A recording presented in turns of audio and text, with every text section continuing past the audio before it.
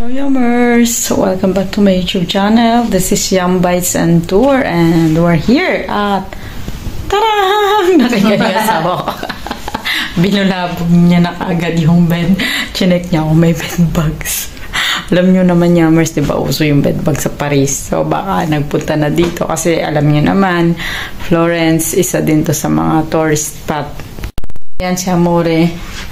Umiga na kasi napagod kami Yummers for the how many hours ang trip natin, mahal? 5.5.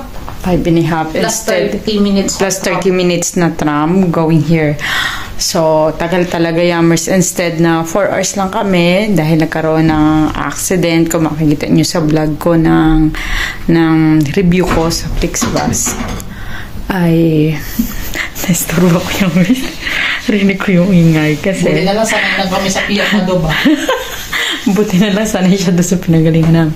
Kasi Yummers, this is old building. Alam niyo sa Florence, old talaga ang mga building dito. Lalo yung nakita namin na una namin pre-notate doon sa malapit sa center. Hindi namin dinaretso kasi yung CR is share bathroom. Siyempre, ayaw namin yun. Lalo kami na Amore. Kahit dalawa na kami sa bahay, lagi kaming naghahabulan pagdating sa banyo. Alam nyo na kung bakit. 3-star hotel to. Last option natin to mo, no? Nakita niya Amore na nagkaroon siya ng good deals. So, gingo kaagad niya at binayaran kaagad namin. Tapos ito, malapit sa Central Station ng train. Kasi magti-train kami pabalik ng Milan. So, maganda siya. Very comfortable, accessible sa lahat ng mga going anywhere or going there, ganon. Basta kasi Yummers sa Florence is like Milan din. Pagdating mo sa center, lahat walkable. Huwag ka na sumakay kasi hindi mo ma-enjoy ang scenery at ang mga spot lalo dito. We are at the birthplace of Renaissance. So, tour namin kayo Yummers. All the things. Mabait yung stop, si Ronald. Hinahanap namin yung chips. Yung pala contactless siya. Pero yung chip niya ay nasa loob. Sabi namin, oo nga, contactless. Lagi naman kaming gumagamit ng card sa room. Pero, tingnan nyo Yummers, di ba wala. Nasa loob yung chips niya. Wala ka design. Wala lang. Kaya nagtaka kami bakit ito lang binigay. Yung pala, contactless siya sa door. Ayan, ang door. And this is the bathroom. Sa Italy talaga yan, oh. Mga old times kasi Yummers. Nandito tayo sa Italy. Pag sa Italy, mag 5-star hotel ka pag mayaman ka. Kami kasi mahilig magkala. So, comfortable lang na room and bathroom. Ayan. Ang gusto namin dahil buong araw nasa labas naman kami. Kaya nga kami nagtutour para maggala. So, ayan siya. May TV, Wi-Fi. So, ayan ang may extra pa siya na Pumino. Ayan. Ayan, may extra pa siyang file kung lamigin kasi nga malamig. At may pasabog siya. Wala to sa booking namin.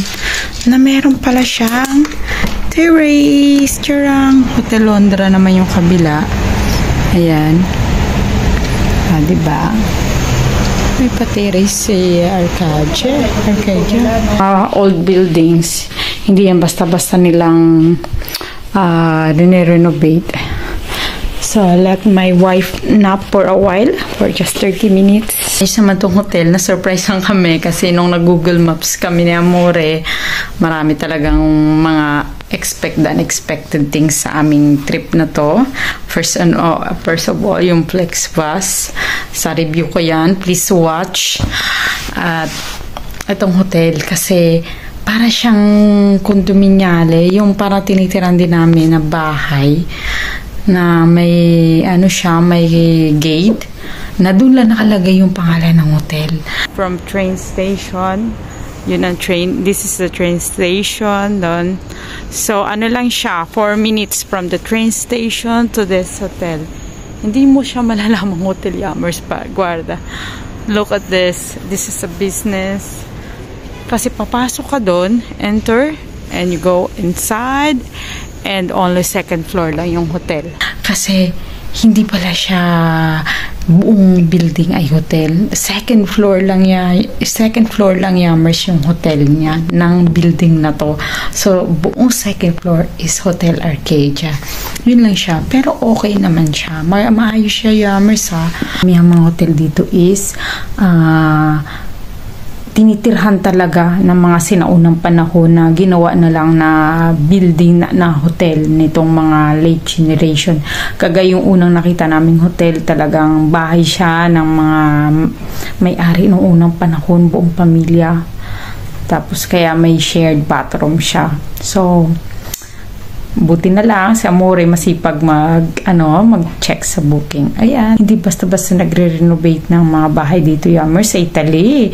Lalo kung mga family property. Hindi basta-basta nila ginapa-renovate. So, diba? Malapit sa station, sa Kappa, Central Station. Sabi nga pala na isang nag-review doon, you will find a hidden gem in Florence.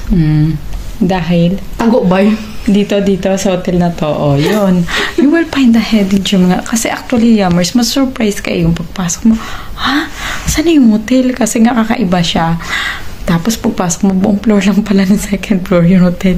Yung akala namin ng Amore walang elevator, parang nabad trip na agad sa Amore kasi magbubuhat ng maleta.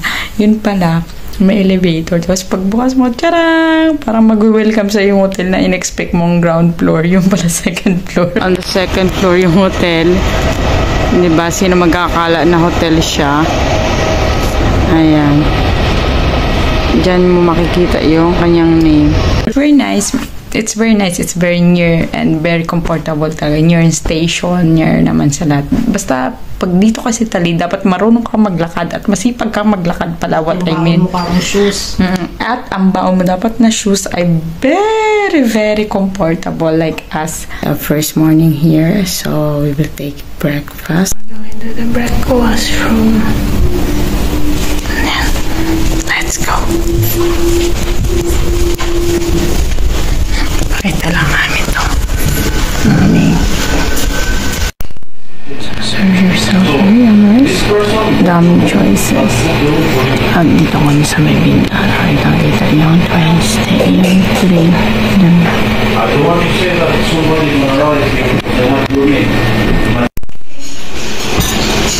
So, yun. Daming choices naman doon.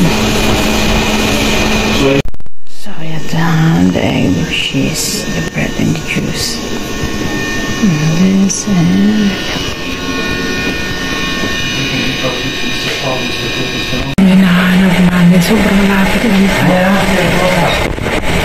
Kasi na yun. Ayun na lang pala siyang lapit lang. Diyan kami galing kagabi. Naubusan siya ng egg.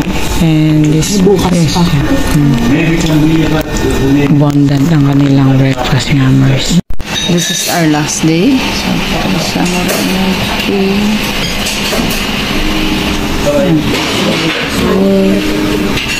Eggs with ham and bread at ako naman ay brioche. The prawns at kumuha pa siya ng juice, Yummers. Ang dami ngayon nag-aalmusal puno. Marami natin check out. So yun nga, detailed naman yung instruction kung paano ka makapunta dito na second floor. So pag-akyat, ganda. Pagdating doon sa second floor, maganda naman pala. So ano masabi mo, mahal? Pag-check-in mo? Okay lang. Okay naman eh. Tawag dito. Yun nga, syempre maganda yung mga pinopost nilang picture online sa booking. So parang ang ganda-ganda. So may mga nag-comment doon na syempre ibang-iba. Pag sa personal mo na makita. So na-expect ko na yun. Hindi na ako na-expect na ganun sobrang kaganda. Pero para sa amin, ayos naman siya eh. Okay naman. The usual lang din naman din na mga napuntahan namin. Hindi naman ako sobrang nag-expect din. Kasi nga, nabasa ko na yung mga review ng iba. Na maganda naman. Kita niyo naman ang likod na Amore. O, diba? Maganda naman talaga. With the price and the inclusion is top. It's number worth 1. the price. Rate mo na 1 to 10. Worth Ito. Rate 1 to 10. Sa price and sa price and inclusion sa overall 10 nasa akin siguro 10. Don't expect na so super modern siya kasi nga luma naman na din talaga. Nabasa meron naman description dun about this hotel na talagang matagal na panahon na siya na build, na ni-reconstruct, ni-restore lang 10 years ago. Yeah, so sa akin din 10 siya kasi sa price na 200. Actually 100 something na siya kasi nagbayad kami ng tax. So pumatak siya ng 205, right? Mga 205 plus city tax. May city tax kasi siya na 36. Yun.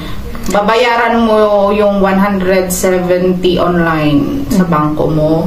Tapos dito ka na magbabayad ng tax. So pumatak siya na 205 kasama na yung city tax. So, very nice siya, Yammers. Kasi, so, palagay natin 170, 3 days, 4 nights. 4 days, 3 nights. With breakfast, with pre-breakfast yun ng tatlong umaga. Kung narinig nyo, may narinig yung boss sa labas yun, naglilinis yun. Talagang pinapalitan yung everything is every day is may naglilinis, may pinapalitan yung mga tao, bed sheets, yun, Hoover, linis talaga.